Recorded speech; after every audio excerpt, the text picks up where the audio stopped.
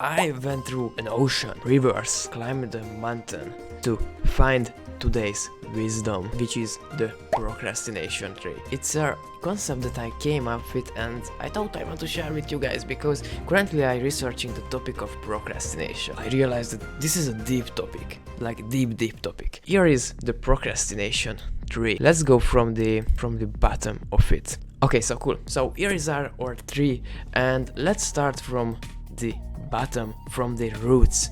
And so basically this tree, I came up with this tree and like I draw it and everything and like put the words there, so I could kind of visualize what procrastination is, because it's kind of an interesting topic.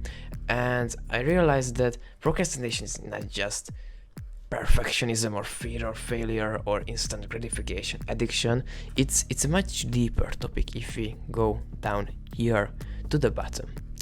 So first of all, I just zoom in a little bit more and here are our roots. So let's imagine that this is the ground. So we are under the ground in the minerals, soils and everything, and this is what our tree environment is.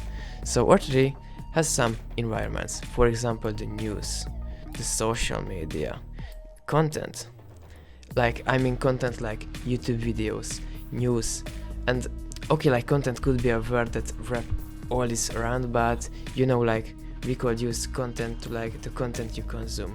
Maybe you consume like girls dancing on TikTok, or you watch porn, or you know, that's what your tree will pick up as a mineral or from the ground. Or here's the people that are around you. Maybe they are toxic or something, maybe they are not supporting you. And here's the most important one that I think determine our self-worth is our beliefs. So you know, all these things help us determine who we are and help form our belief system around us. And this is how we create our self-worth. And because our tree picks up all these things, news, toxic content from social media, low valuable content on the internet, toxic people, limiting beliefs, picks up all these things. This is why our tree, or root, this is a cool analogy because you know root and root cause. So yeah, this is a root cause, this is low self-worth. And because of these things, we become, or we look at ourselves as someone who has low self-worth. Maybe most of the people, I think, don't even realize this, but I think a lot of people have problem with it. So because of our roots of low self-worth, we have to like grow branches. These branches became, one branch of ours became perfectionism, one branches became instant gratification addiction, one became fear of failure, one became distraction, and one became lack of clarity.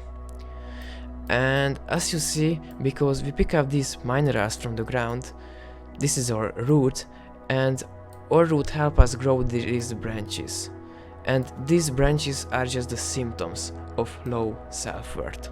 And few of symptoms, it's kinda easy to understand like why. And I think you guys like see this connection, like for example low self-worth and perfectionism. Perfectionism comes from, it's one of our limiting beliefs, because we think that the thing that we made is not good enough. For example, maybe I could spend a lot of time scripting this video, or I just could say that fuck it, it won't be good, so I just recorded because I know it's good. So yeah, I just recorded it. And this is how you beat perfectionism. and yeah, if you believe, just I had this thought that if you are infinitely confident, you won't have perfectionism. And I think we can agree on this thing. If you are infinitely confident, you won't say that this thing is not that good, this thing is not that good. You won't say these things. So if you don't have low self-worth, you won't have perfectionism.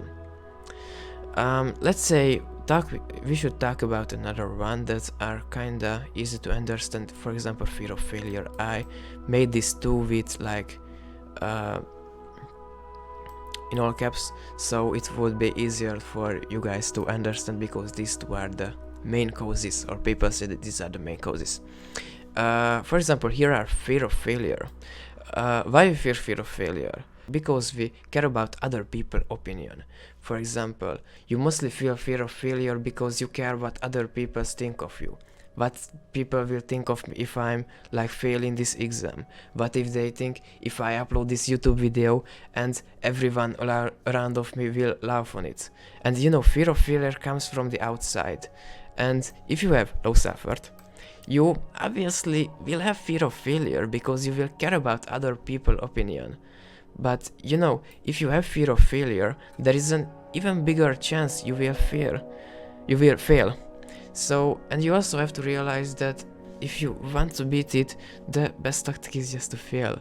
And I also thought about this, and another way I think you could beat it is just to have a growth mindset, to realize is that failing is the part of improving. You can just protect yourself from not failing, because then you will never grow and you never be better, and you will have a higher chance of failing if you never fail. Okay, that's maybe an interesting thing, but you get the point. And you know, these two are I think are kind of similar, and you see the connection between these three. But let's come to these three. Sometimes, like when we like feel really down, really sad, we just want to forget everything. We just don't want to be in the now, don't want to be anywhere. We just want to forget everything and like numb our brain with content. And in this case, it's also a symptom of low self-worth, because you trying to like forget these things, and you use things like instant gratification, for example. And I think it's the point where we are coming to the more of the unconscious part of these things. So yeah, like it's not that easy to make that connection here, but I think there is a connection between these two. So yeah, and these things also connect to lack of clarity, because low self-worth will also make you like not make any decision in life. So you just go with the flow sometimes, and you doesn't even stop for a moment and like think about where should you go, what should you do, and everything. So you just go with the flow. And okay, so we have these branches, and these three, not just the branches, like make a fruit, this red fruit called procrastination. And I think you see these connections, like how all of these connect to each other. And just let's connect all of those things from up to bottom. Procrastination, you procrastinate on a thing because you are not clear on that thing that you want to do. For example, if you just say to yourself that, yeah, I want to record a video today. The problem is that you are not saying to yourself that what you exactly want to record, what you want to talk about on the video. You don't have anything, you just want to record something. And because of it, you will say that, yeah, I will wait a little bit because of it, maybe I will do it later, and yeah, you don't have an exact time when you want to do it. So that's also a problem where you will procrastinate. Distraction and instant gratification are basically the same thing here. You procrastinate because you crave these things. For example, if you have on your tree, I think I stole this from Andrew, but you have a carrot and a chocolate, and if you are not on a diet or something, you will choose the chocolate, of course, because like the chocolate is more stimulating than the carrot. So yeah, you will choose that.